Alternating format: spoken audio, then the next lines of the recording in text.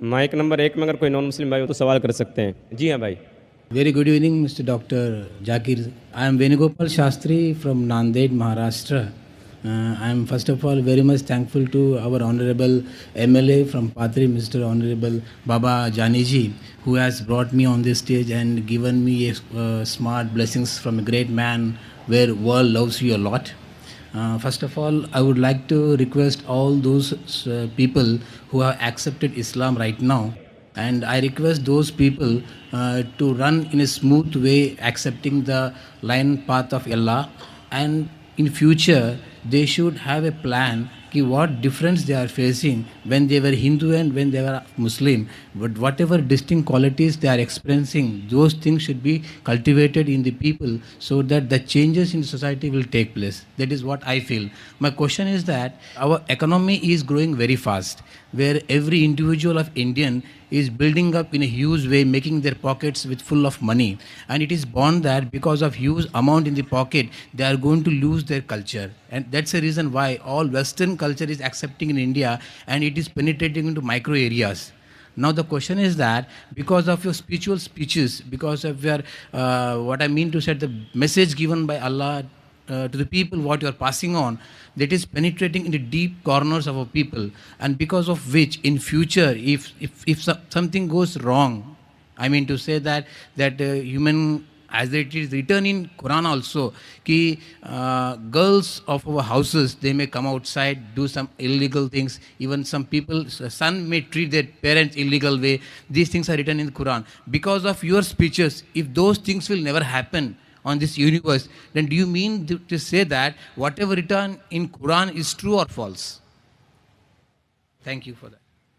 بھائی نے ایک اچھا سوال پوچھا. سوال کے پہلے یہ کہا ہے کہ جو بہن اور بھائی اسلام قبول کر رہے ہیں، آپ اسلام قبول کرنے کے بعد یہ دیکھیے کہ اسلام کا پالن کرے، اور یہ دیکھیے کہ ہندو مذہب اور اسلام میں کیا یکسانیت تھی، کیا اختلاف تھا، اور بھائی چارہ بڑھانا چاہیے اور لوگوں کو آپ کا نیا پیغام پہنچانا چاہیے. بھائی نے سوال کیا کہ یہ ویسٹرن کلچر ہمارے گھر میں آ رہا ہے، ہندوستان میں آ رہا ہے اور یہ پرکولیٹ کر رہا ہے، اور جس طریقے سے قرآن میں لکھا ہے وہ ذکر کر رہے حدیث کے بارے میں، کئی صحیح حدیث ہے اور کچھ بات قرآن میں بھی لکھی ہے کہ قیامت کے دن جو حشر ہوگا، نفسا نفسی کا حشر ہوگا، اور یہ لکھا ہے کس طریقے سے عورت برتاؤ کریں گے، کس طریقے سے انسان بھٹکیں گے. وہ یہ کہہ رہا ہے کہ آپ کے پیغام کی وجہ سے یہ چیز جو قرآن اور حدیث میں لکھی ہے یہ اس چیز کو روک رہی ہے، تو کیا یہ ہوگا کہ نہیں ہوگا؟ اور جو کچھ قرآن میں لکھا ہے مستقبل کے بارے میں، کیا یہ عمل میں آئے گا کہ نہیں؟ بھائی صاحب، میں تو کوشش کر رہا ہوں، میں چھوٹا انسان ہوں، میں کوئی عالم نہیں ہوں، نہ اپنے آپ کو مولانا کہتا ہوں، میں تو ایک طالب علم ہوں. جس طریقے سے اللہ کے رسول نے کہا بلغوا انی ولو آیا، تو میں کوشش کر رہا ہوں اللہ کے رسول کے پیغام اور اسلام کے پیغام کو پھیلاؤں.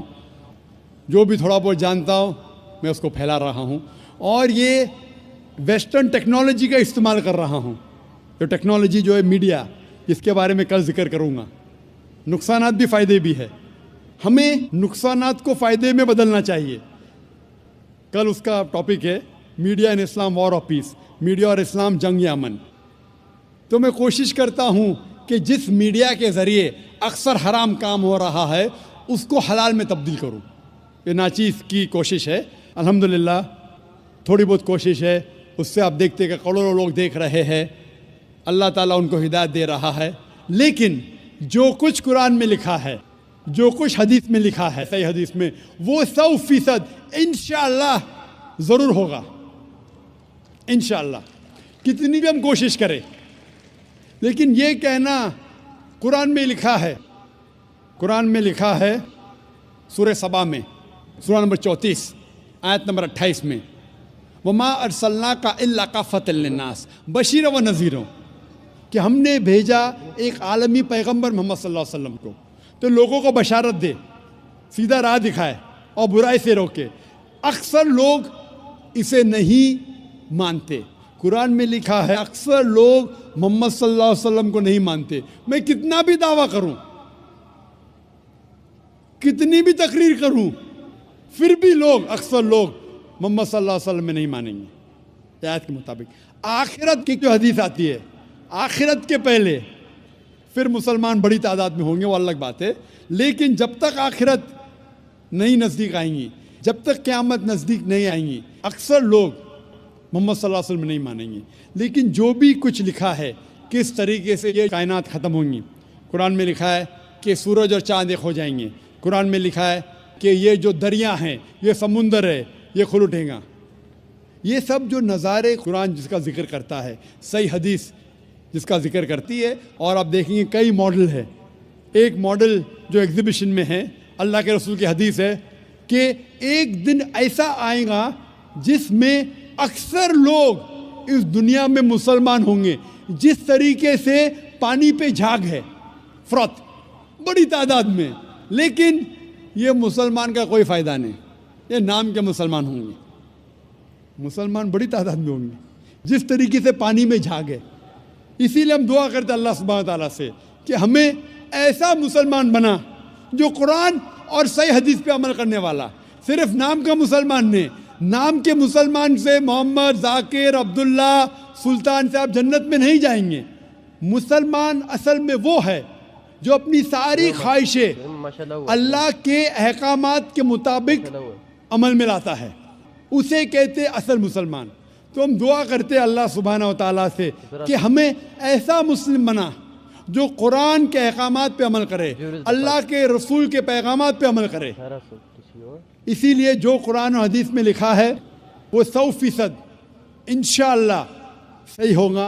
हम हमारा काम कर रहे, जो अल्लाह ने मुसलमान से फरमाया है सूरह बकरा में सूरा नंबर 2 आयत नंबर 143 में कि आप लोग दूसरे लोगों पे शहादत दो।